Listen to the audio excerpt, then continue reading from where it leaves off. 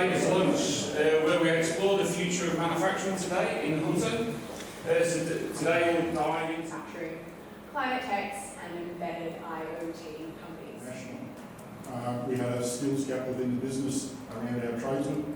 What we do is we use a battery platform that is not new. It's called Flow Battery Platform, and what's new about us is what's going into it. So the medium where the with how quickly everything's accelerating. So collaboration as well is a key driver of how we do innovation.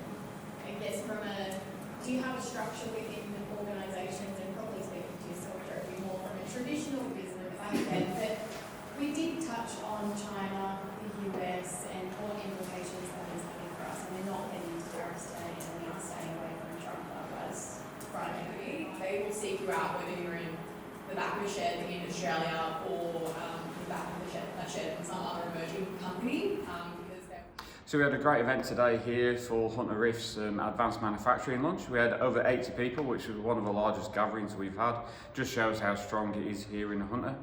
Some of the key takeaways, it's just really about all the great support we have from businesses like the 2IN, the MEL, Hunter Manufacturing Awards, Hunter Riff obviously, and everyone is in the community.